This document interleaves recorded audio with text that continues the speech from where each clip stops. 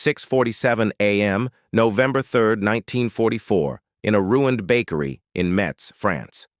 Private First Class. Michael Donovan pressed his eye to the 8X scope of his M1903 Springfield. He watched German positions emerge from the morning mist, like phantoms solidifying. He was 22, had seen 6 months of fighting, and had 14 confirmed kills. He was also utterly convinced he'd soon be the 24th American sniper killed in this cursed city in just 3 weeks. The Germans had transformed Metz into a death trap, engineered for a single function: to eliminate Allied snipers with clinical accuracy. Donovan's rifle was effective to 800 yards. His instruction at Fort Benning was flawless. He finished first in his class. It was irrelevant. Every time an American sniper aimed his scope at a German target, an unseen German counterpart was already aiming back. The question tormenting Donovan was more basic and terrifying than any tactical problem he'd encountered. How could you eliminate a foe you couldn't find when searching for him automatically exposed you to another? The Wehrmacht utilized a perfected method, the Doppelstellung, or double position. 2 marksmen, positioned 30 to 50 yards from each other, would fire in turns to foil triangulation. The moment you found one, his partner was already sighting you in. The arithmetic was grim. It took Donovan 12 to 15 seconds to find a target and shoot. The German snipers required the same amount of time, yet they always shot first. The 5th Infantry Division had lost 23 snipers attempting to solve this puzzle. Corporal James Bradley, with 9 kills, was killed on October 18th. A 7.92mm Mauser bullet pierced his skull from a factory 400 yards distant. On October 29th, Private First Class Robert Chen was shot in the chest, dying over 40 minutes as he choked on his own blood in his spotter's arms. The trend was unmistakable. U.S. snipers were being identified and eliminated before they could even find their targets.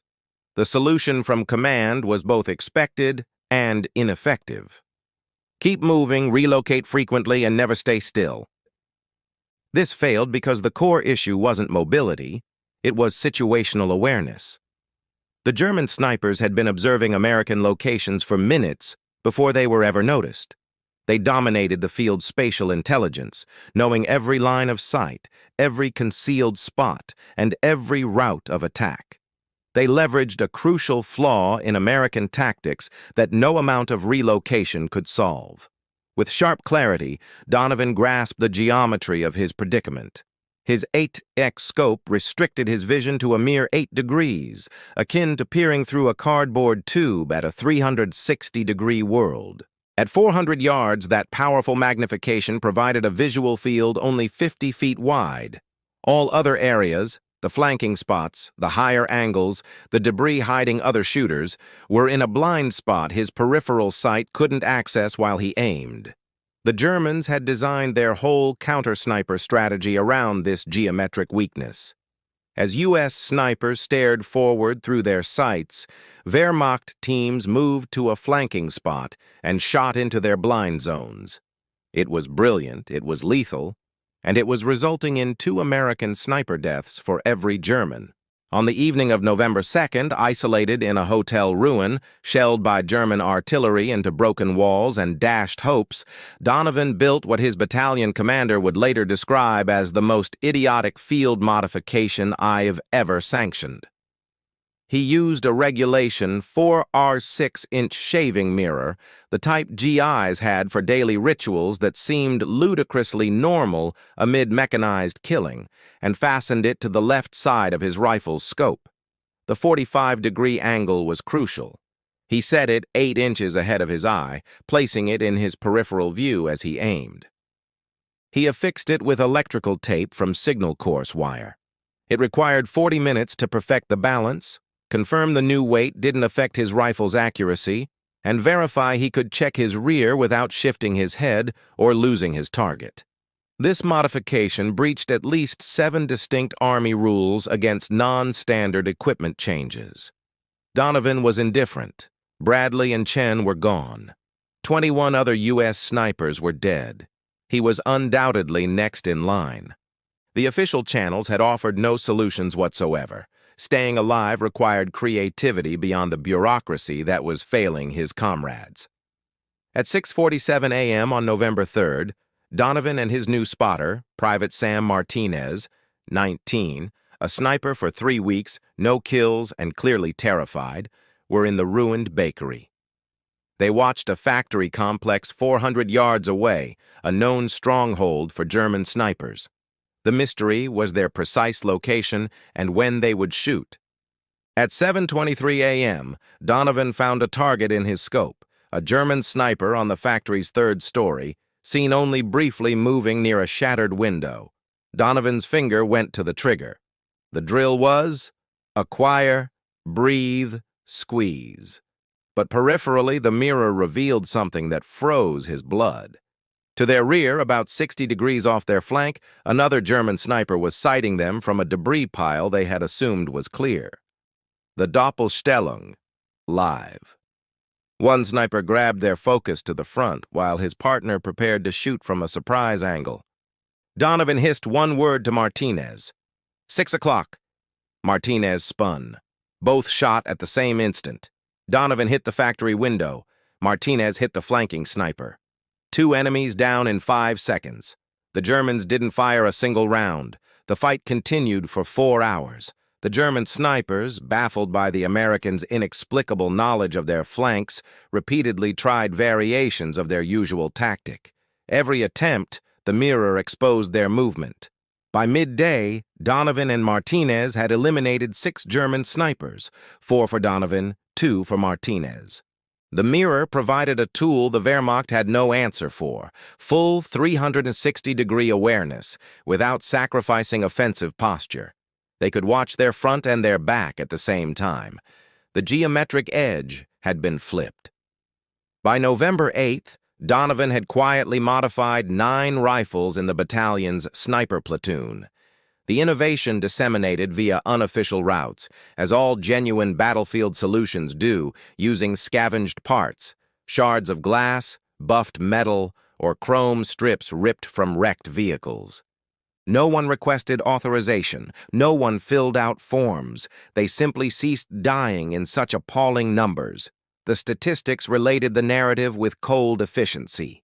During October, prior to the mirrors, U.S. snipers in Metz suffered 2 losses for every German killed. By mid-November, with the mirror in use, the ratio had flipped. 4 German snipers were killed for every American loss. On November 10th, Captain Robert Hayes, the sniper platoon commander, examined Donovan's rifle. He saw the mirror and, commendably, endorsed it as official battalion policy, its unauthorized origins notwithstanding. By November 12th, every sniper in the battalion was equipped. A German doctrine, honed on the Eastern Front, was defeated by a shaving mirror and tape. A training inspector observed the mirrors in December 1944, reporting the change to Army Command.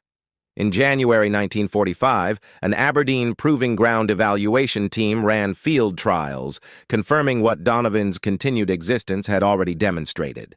The mirrors boosted sniper survival by roughly 300% in urban combat zones. They advised standardized manufacturing and inclusion in official tactics. Donovan's name was left out of the official reports. Credit for the innovation went to Army evaluators who showed up after the device was already in wide use. Captain Hayes attempted to get Donovan's name included in the documentation. That paperwork vanished. Donovan chose not to file any complaints. He had fixed the problem to keep people alive, not to win awards. The European War concluded on May 8, 1945. Michael Donovan endured 11 months of fighting, amassing 47 confirmed kills. The mirror was documented as saving his life on at least 6 occasions, and likely on others he was never aware of. Martinez, along with dozens of other snipers, made it through the war precisely because they could spot dangers they weren't directly observing.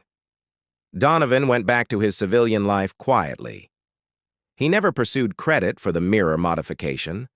With advancements in optical tech and tactical evolution, this specific invention slipped into obscurity. It was just one more field expedient fix that served its purpose until a better solution came along. In 1987, a historian found mentions of Donovan's mirror in after-action reports, subsequently locating Martinez and other veterans. The story was documented in a 1989 Military History Journal article. It was read by almost no one. Michael Donovan passed away on June 7, 2001, at 79 years of age. His obituary did not mention the mirror, nor his part in turning the tide against American sniper losses in Metz. His funeral was attended by several men, now in their 70s, who owed their lives to that piece of glass and tape. At the National Infantry Museum at Fort Benning today, an M1903 Springfield rifle with a similar mirror modification is on display. The placard omits his name, describing the invention as field expedient modifications developed during urban combat operations 1944 to 1945. Anonymous. Official. Cleansed of the desperate ingenuity that arises when soldiers defy the expectation to die by the book. The mirror's success wasn't due to brilliant engineering or technological complexity. It worked because a 22-year-old, seeing his friends killed by a geometric flaw that leadership ignored, determined that staying alive was more important than the rules. In a conflict marked by immense industrial output and top-down planning, one shaving mirror altered counter-sniper tactics better than any official program. That fact that the most critical innovations frequently originate from soldiers desperate enough to bypass regulations is as inconvenient now as it was in 1944. This likely explains why Michael Donovan's name is still missing from the museum placard.